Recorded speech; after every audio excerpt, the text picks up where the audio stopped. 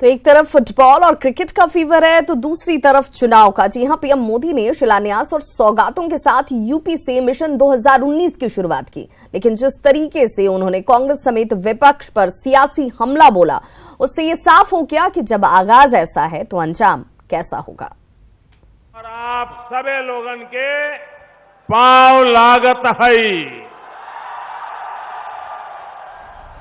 जी हां, मिशन 2019 को कंप्लीट करने के लिए पीएम मोदी ने पूर्वांचल से हुंकार भरी।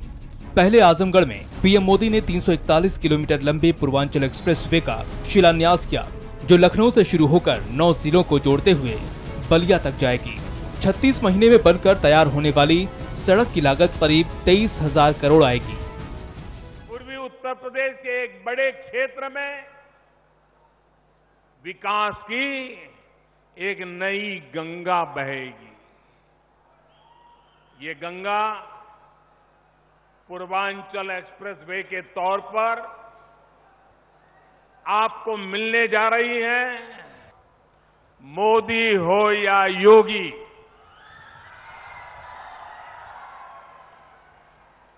आप ही लोग हमारा परिवार है।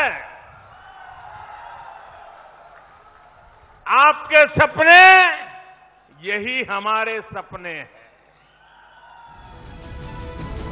इसके बाद पीएम मोदी ने विकास कार्यों के लिए अपने संसदीय क्षेत्र को 1,000 करोड़ रुपए की सौगात दी। काशी के विकास की गति भी तेज हो गई है। इसी सिलसिले को जारी रखते हुए अभी मैंने करीब 1,000 करोड़ रुपए की योजनाओं का लोकार्पण और शिलान्यास किया है। शिलान्यास और सौगात के बाद पीएम ने यहां सियासी सुर भी छेड़ा और विरोधियों पर चुन चुनकर निशाना साधा। कांग्रेस पार्टी मुस्लिमों की पार्टी है, आपको ठीक लगे आपको मुबारक, लेकिन ये तो बताइए कि मुसलमानों की पार्टी भी क्या सिर्फ पुरुषों की भी है कि महिलाओं की भी है? क्या मुस्लिम महिलाओं के लिए भी इज्जत के लिए, सम्मान के लिए, गौरव के लिए, उनके हक के लिए कोई जगह है क्या? कि जो कभी एक दूसरे को देखना नहीं चाहते थे, पसंद नहीं करते थे, वो अब एक साथ ये जितने जमानत पे है वे मिलकर के सभी परिवारवादी पार्टियां, ये सारे लोग कुनबे देख लीजिए, ये परिवार वाली पार्टियां हैं। ये सारी परिवार पार्टियां मिलकर के अब आपके विकास को रोकने पर तुले हुए हैं। पीएम के हमले से विपक्षियों में खलबली मचनी थी, सो मची, और फिर सुनिए क्या हुआ। हर वर्ग को लेके चला है अगड़े पिछड़े को, तो उसका नाम है भारतीय राष्ट्रीय कांग्रेस, और उस परंपरा का पालन पंडित जवाहरलाल नेहरू, इंदिरा गांधी, राजीव गांधी, सोनिया गांधी और राहुल गांधी तक जारी है।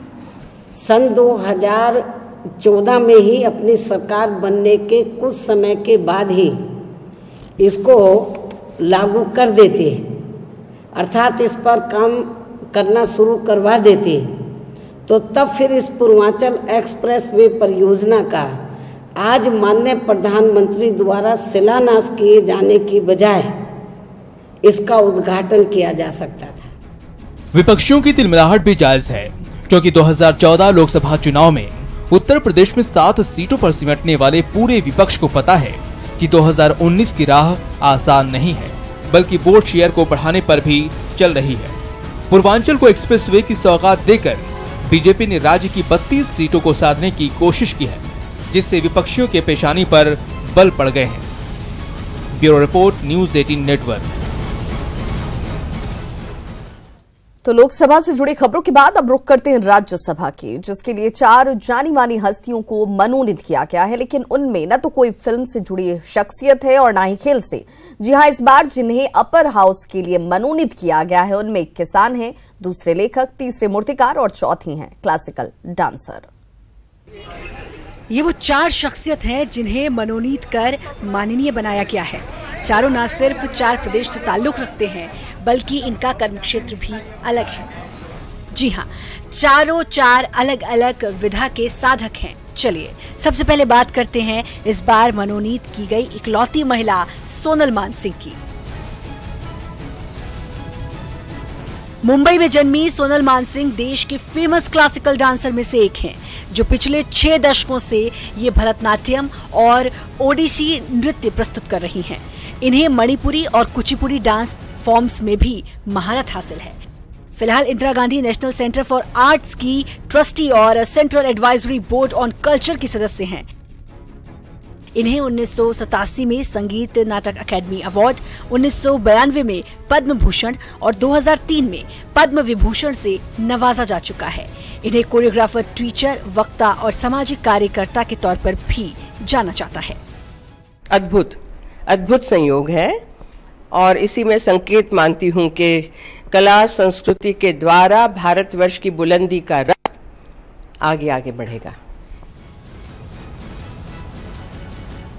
बेजुबान पत्थर को तराश कर ये उन्हें भगवान सहित कई पहचान देते हैं।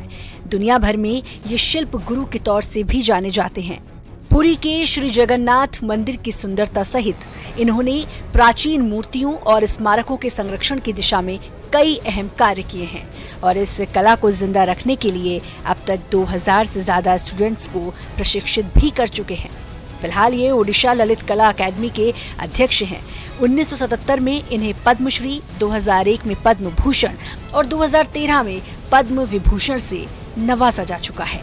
कला संस्कृति के लिए हम बोलेंगे, हम तो इसलिए गया हूँ, इसलिए मेरे को उन्होंने जो भेजे हैं हमको कुछ सही समझा उन्होंने कि ये लोग कुछ कर सकेंगे। ये पूर्वांचल से हैं और इन्होंने दलित समुदाय के उत्थान के लिए काफी काम किया है और इनकी पहचान किसानों, श्रमिकों और प्रवासियों के हितों की बात करने वाले किसान नेता की है। 4 दशकों से ये तहसील, जिला और राज्य स्तर पर काम कर रहे हैं और यूपी के रॉबर्ट्सगंज से 3 बार सांसद भी रह चुके हैं। में बड़ी प्रसन्नता है और बेसिकली हम लोग कार्यकर्ता से चलकर यहाँ तक पहुँचे। कोई राजनीतिक घराने में पैदा नहीं हुए, कोई राजनीतिक हमारा उन्होंने बैकग्राउंड नहीं है, सामान्य कार्यकर्ता के नाते यहाँ तक हम पहुँचे। दिल्ली यूनिवर्सिटी में एसोसिएट प्रोफेसर और जाने माने लेखक हैं। साथ ही दिल्ली स्थित think tank India policy foundation के संस्थापक और मानद निदेशक हैं। ये अखबारों में नियमित लेख लिखते हैं और टीवी चैनल्स पर बीजेपी और संघ का पक्ष रखते हैं। इन्होंने कई पुस्तकें भी लिखी हैं, जिसमें हेडगेवार की जीवनी भी शामिल है।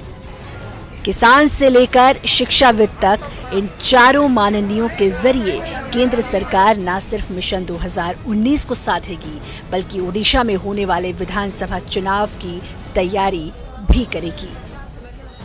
Bureau report, news 18 network.